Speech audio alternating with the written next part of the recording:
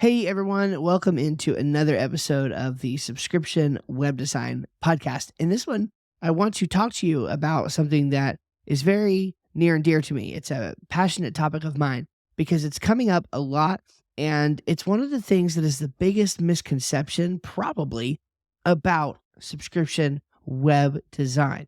And so I am excited to share that with you. Just a reminder that this episode and every episode is sponsored by our mentorship program. If you go to subscriptionwebdesign.com, you'll learn all about our group coaching and mentorship program where you can join with me and my fellow web designers who are in the group with us and talking about business strategies and learning, going through my entire subscription web design course. All of that is available to you if you go to subscriptionwebdesign.com and you can see what's there. Okay, so what I want to talk to you about is this.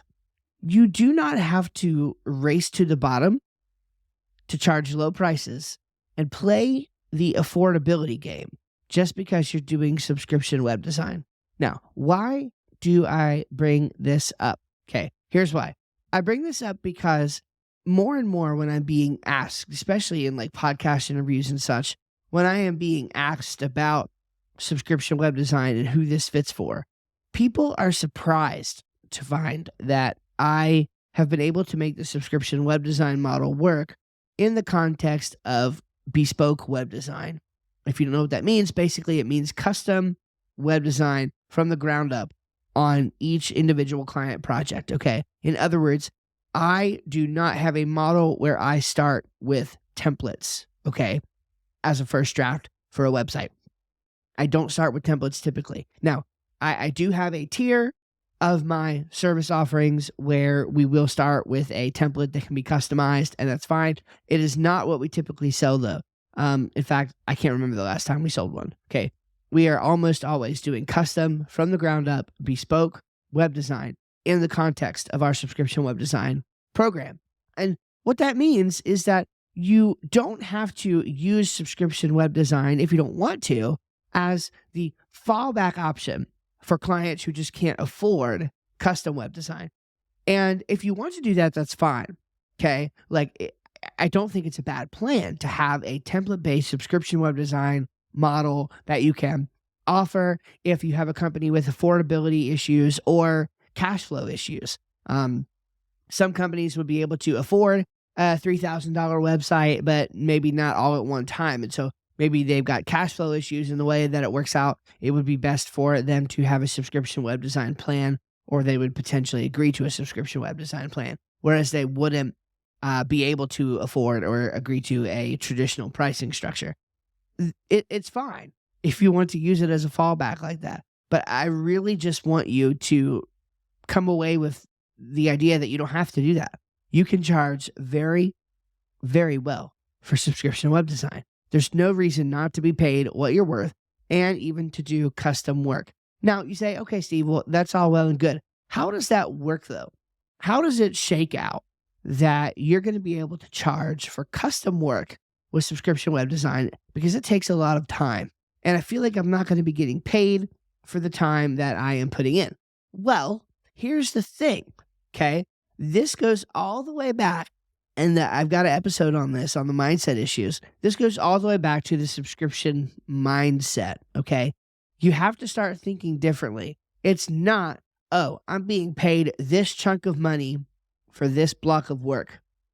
That's not the subscription mindset, okay? The subscription mindset is, I just raised my annual income by X dollars, or I just raised my monthly income by X dollars. Now, I'm going to exert this amount of work during this specific time period in service of that income, in service of that raise I just got. And so what's going to end up happening is you're going to take on a new project. They're going to start paying you. And let's just assume for the sake of this discussion that you don't have any setup fees, which I think setup fees are a great idea. But in this particular instance, you don't have any setup fees.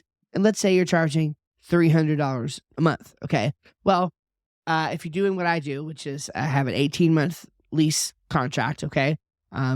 Typically we want to go beyond 18 months, but it's an 18-month minimum.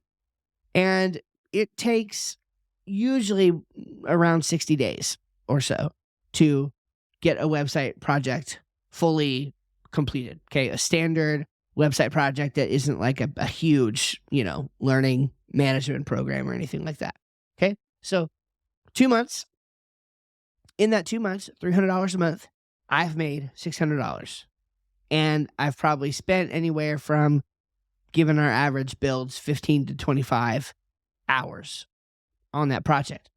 Now, as long as you are thinking that you got paid $600 for that 15 to 25 hours, you're never going to be able to cross that barrier into the subscription mindset, okay?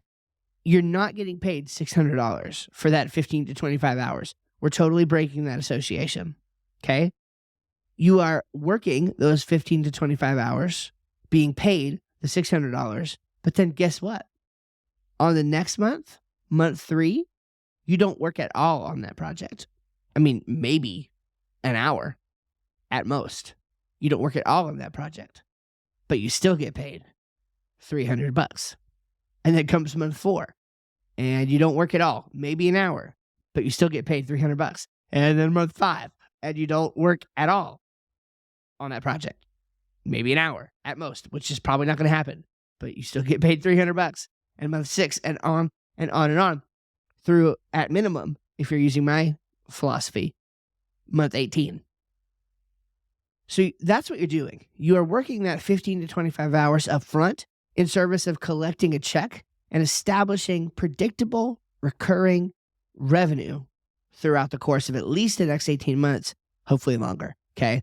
That's what we're trying to do here. We're trying to create stability so that this month you can look ahead to next month and know what that number is going to be. And if anything, that number is going to go up next month, not down.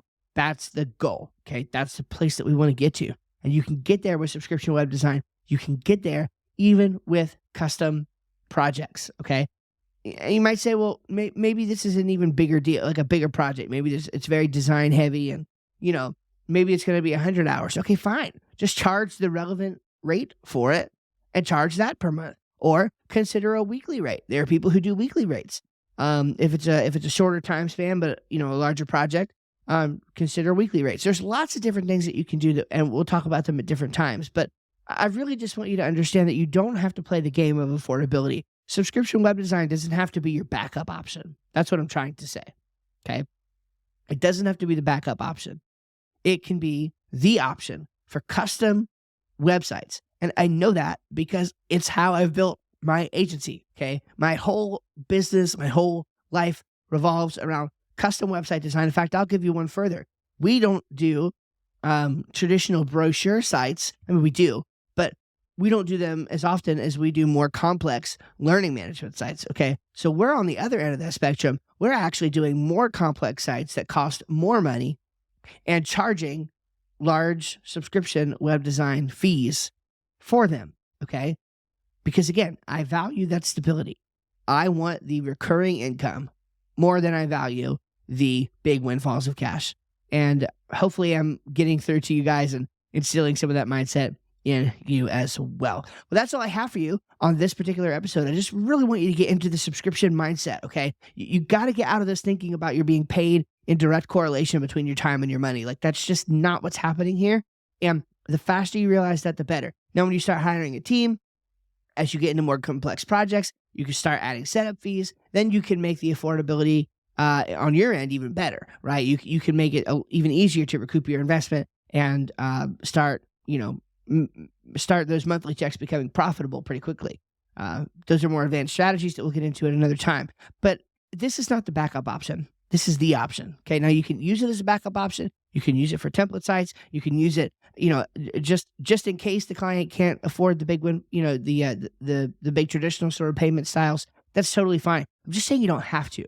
You can go forward confidently that you can make subscription web design work even with custom website design. All right. God bless. You guys take care. Don't forget to check out subscriptionwebdesign.com, and we'll see you in the next one.